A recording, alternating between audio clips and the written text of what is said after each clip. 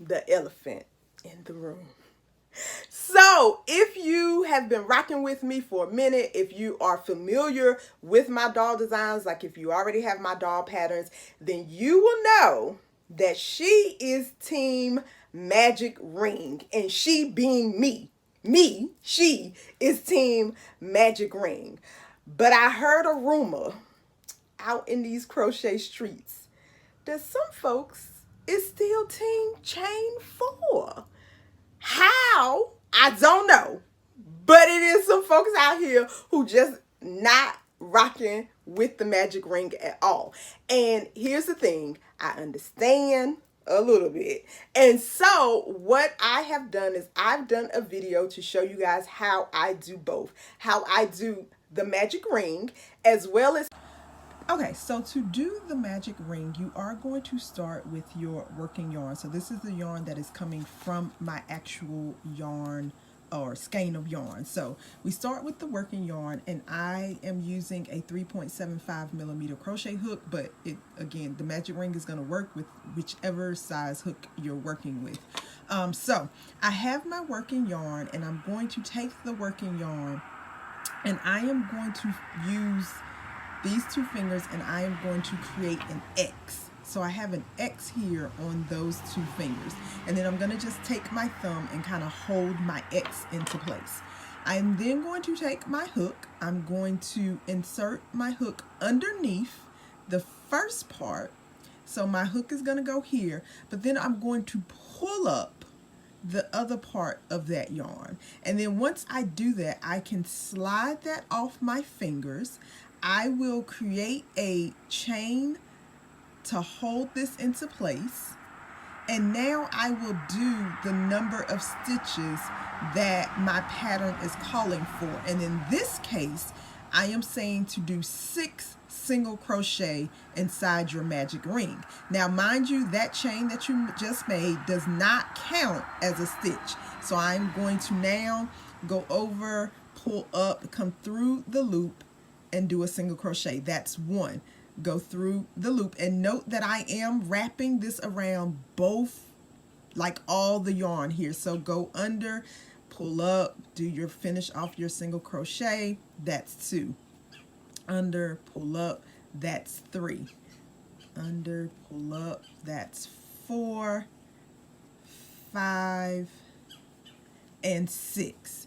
Now once I have the number of stitches that the pattern calls for, I am now going to take that tail and I am going to pull my ring close. And so this is why they call it a magic ring.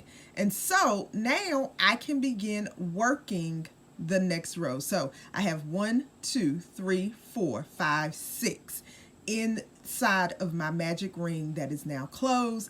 I can now take my stitch marker and put it inside that last stitch, and then I can begin the next round or the next row that the pattern calls for. Okay, so that is how I do my magic ring. Now I will show you if you were going to do this using the chain 4 method. So if we're going to do the chain 4 method, I'll take this out so you can see. With the chain 4 method, you are going to, and you should be familiar with this on how to make a chain. So you're going to chain 4 as you normally would, create the slip knot onto your hook, and then we're just going to chain 4. So 1, 2, 3, 4. And if you're using this method, what I will say is to try to not make this chain super tight, because you are going to be working into the chain. So depending on how many stitches you need to put in there, you still want it to be tight, but try not to like make it where you can't work in it. And so you chain your 4, you are going to slip stitch into that first chain that you made. And so you're going to come back and you're going to join that by creating a slip stitch. And now the goal is, and this is one of the reasons why I am not a huge fan of the chain 4 method, is because now I have to put all my stitches into the loop, and sometimes again, depending on how tight you crochet. It's hard to see where those stitches need to go versus when you're doing the magic ring method, where you control the size of that ring and then you kind of close it up once you have all your stitches in there. But this method definitely works. This is how I first started making dolls is with the chain 4 method. But again, you're going to go into the center of that and you're going to do the stitches that it called for. So in this case, we're doing 6 stitches again. So 1, 2, 3, 4, 5, and 6. And so you see that I have my 6 stitches made inside that loop, and you still should be able to take the tail and kind of pull that closed. Depending on how tight you did it, you still should be able to close that hole up.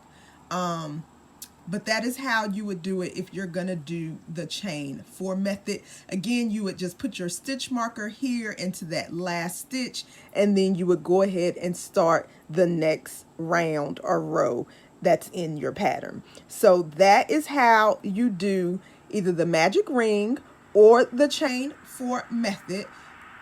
Both of them work, so you decide to use the one that you are most comfortable with. Hopefully after seeing this video, you team magic ring, but if not, it's okay. We'll let you be team chain 4.